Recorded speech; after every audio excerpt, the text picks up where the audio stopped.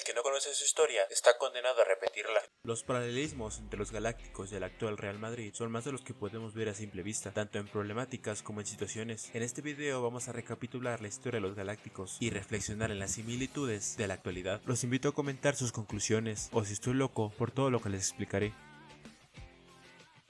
Todo inicia cuando un hombre con influencias políticas y económicas siente la necesidad de poder. Su objetivo, llegar a la presidencia del Real Madrid, y para ello necesitaba dar un golpe mediático. La figura de Luis Figo era perfecta, llevarte el símbolo de tu más grande rival. Figo no quería al Madrid, pero Florentino sabía que si convencía al representante, este lograría el sí del astro portugués. Eso, más una cláusula en caso de negarse, harían que Figo se vistiera de blanco. Zidane era el gran deseo de Florentino. La magia de Zizou era una debilidad para el presidente, por lo que movió mar y tierra para convencer al entorno y con ello al futbolista. El fichaje de Ronaldo Nazario creó uno de los mayores problemas internos, ya que chocarían ideales de cantera contra cartera entre el canterano Raúl y el fichaje estrella Ronaldo. Otro problema interno fue que el Madrid intentó vender a Morientes para recibir al brasileño. Al final los dos se quedaron, pues el fichaje del español se cayó. Posteriormente se sumaría Beckham, jugador con talento innegable, pero que llegó para fortalecer el marketing del equipo. El fútbol quedaba en segundo plano, el club se enfocaba en lo económico. Primero estaban las giras, los productos, los comerciales, incluso una película. Más adelante abordaremos el caso de Michael Owen, otra decisión solo de la directiva. Los fichajes estrella siempre fueron de perfiles ofensivos. El mediocampo y la defensa fue un constante descuido. Fue hasta la época de Luxemburgo que se ficharon a jugadores en las zonas olvidadas, pero el impacto no fue inmediato. El Madrid ya contaba con Roberto Carlos, Hierro, Morientes, Guti, Raúl y un principiante Casillas. El Madrid actual se cayó por lo mismo.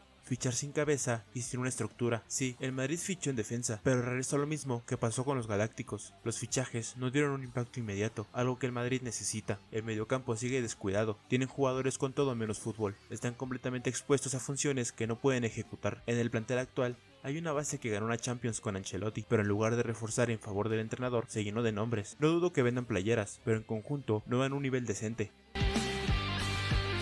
Ponte en situación, tienes a tu cargo un vestuario con muchos egos. ¿Cómo podrías manejarlos sin perecer en el intento? Bueno, Valdano tiene la respuesta. Creo que hay dos maneras de relacionarse con ese tipo de jugadores. Una es sentir que tienes más poder que ellos, eso dura poco. Y la otra es estar debajo de ellos, no discutir portadas, enmarcar lo que hacen, ponerlos siempre en el centro del escenario. Para eso Vicente era un maestro. Vicente del Bosque tenía un trato como el de Ancelotti, muy cercano y a comodidad del jugador. Incluso los consentía de más, pues se cuenta que a los jugadores se les otorgaban días libres y se pueden extender un día o dos dependiendo de sus necesidades. Dichas necesidades pueden depender de cómo estuvo la fiesta de la noche anterior. La posible respuesta para lo anterior nos la otorga el mismo Del Bosque.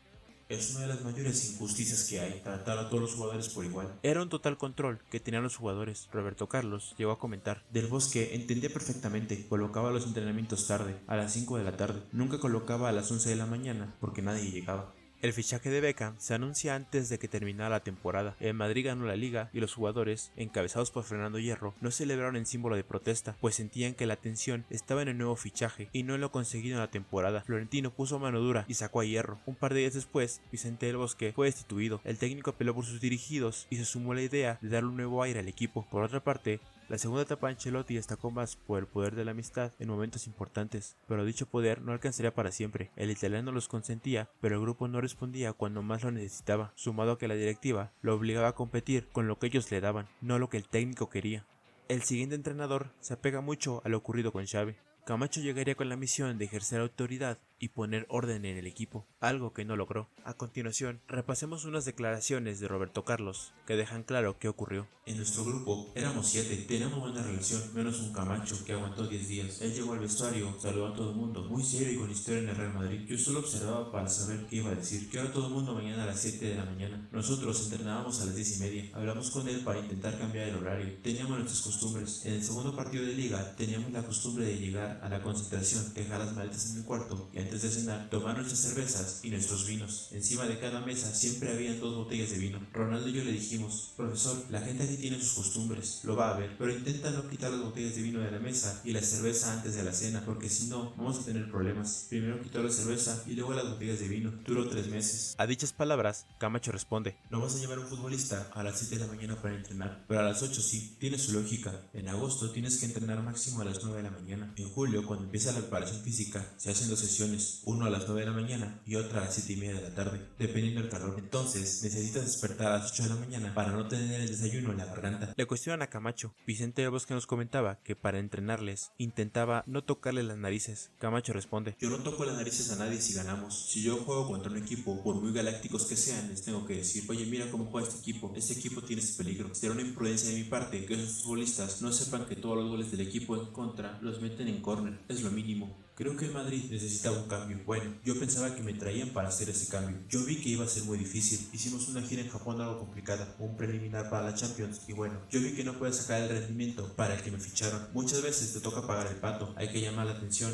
o a lo mejor decir, mira, me marcho por este motivo. Pero desgraciadamente, el equipo no funcionó. Al final, que la reflexión más grande la dé el propio Roberto Carlos. El mundo del fútbol es pequeño, las noticias llegan rápido a la directiva y chao. Todo acabaría el día que Camacho convenció a Morientes de quedarse en el Madrid. Al poco tiempo, el club anunciará la llegada del Balón de Oro Michael Owen. El español cuestionó a su técnico, a lo que Camacho respondería: yo tampoco lo sabía. Camacho renunciará a su cargo. Después de tanto texto, hablemos sobre el paralelismo con Xavi. Se reporta que a los jugadores les cansaba el exceso de información sobre el rival, sobre el plan de juego y el trabajo táctico. Se les complicaba ejecutar la información y divertirse. Además, se quejaban de las sesiones de video y Xavi sentía que la dieta de los jugadores era inadecuada. La siguiente comparación no estaba seguro dónde colocarlo, si iba más con lo ocurrido con Hierro y Del Bosque o con lo de Michael Owen, pero les cuento, se reporta que Florentino impuso a Pintus. Uno de los clavos que significaron la renuncia de Xabi Alonso fue la imposición de alguien en su staff técnico. Xavi defendería a los suyos, pero Florentino insistía. Regresando a los Galácticos, otros entrenadores que pasaron fueron Carlos Queiroz, pero su gestión acabaría tras los malos resultados y el descontrol del grupo. Luxemburgo sería un caso similar, fue destituido después de aquel clásico donde Ronaldinho sería aplaudido por el Bernabéu. Nos falta revisar el caso del último técnico, Juan Ramón López Caro, pero su caso lo veremos más adelante. Aquí está otra comparativa. Si bien los nombres que dijeron a los Galácticos pueden llegar a ser desconocidos, como Queiroz, que fue fichado cuando era un ayudante del Manchester United, un entrenador no puede trabajar con un grupo podrido desde el interior. Pero insisto, eso lo veremos más adelante.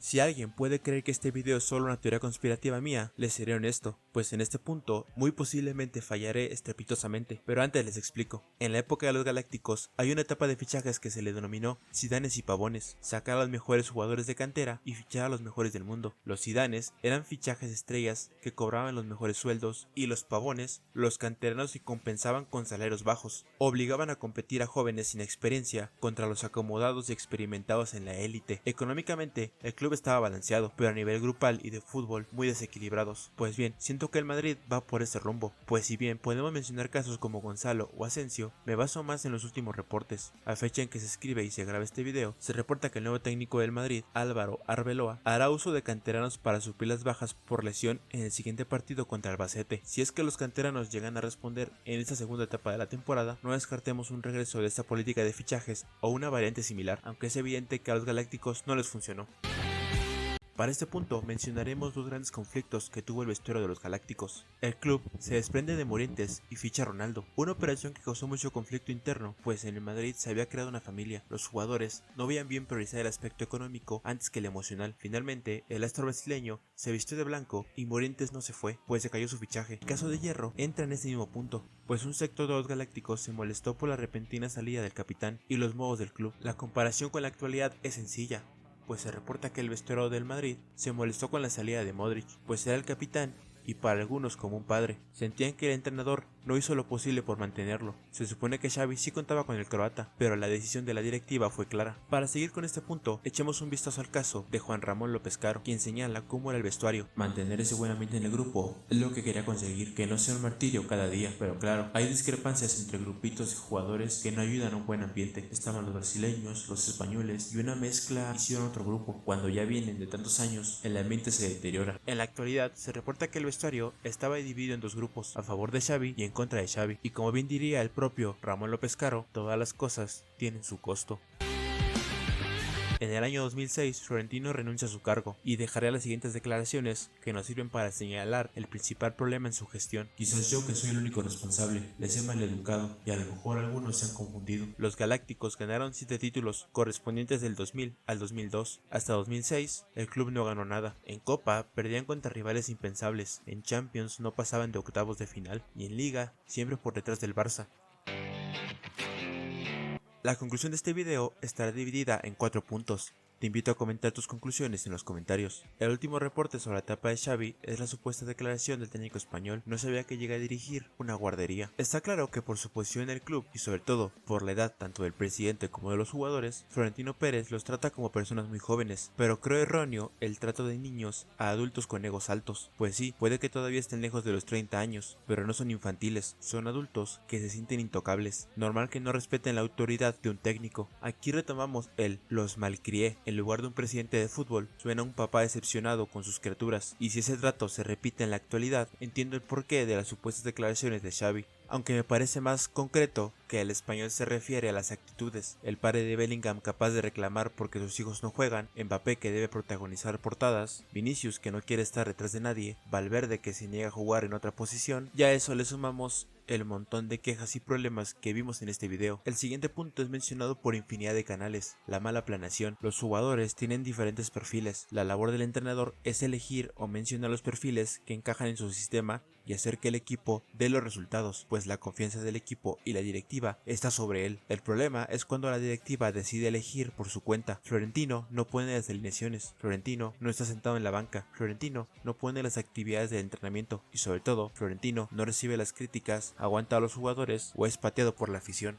El buen ambiente. No es necesario que los jugadores tomen café juntos cada tarde, pero es necesario que no se envidien entre ellos. Veamos el caso de Mané y Salah. No eran los mejores amigos, pero tampoco se odiaban. Estaban en un equilibrio de respeto al grupo y al entrenador. El Liverpool de Klopp quedó para la historia. Veamos el lado opuesto de la banqueta. Flick tiene respeto y total control del grupo, y los jugadores conviven como los mejores amigos. Si bien ellos tienen la ventaja de que varios se conocen por la cantera, los que no encajaron perfectamente. El punto 4 va directamente con el entrenador, pues sí, el liderazgo no se gana con un puesto o un título en particular, pero un líder tampoco tiene que ser un tirano. De nuevo regreso con ver el lado opuesto de la mesa. Flick en el Barça parece ser uno más, maneja su vestuario con calma y sin perder la cabeza, pero sus dirigidos saben sobre su carácter, ejerce su autoridad y los jugadores saben que el entrenador es el que manda. Recuerda que tu opinión nutre la conversación.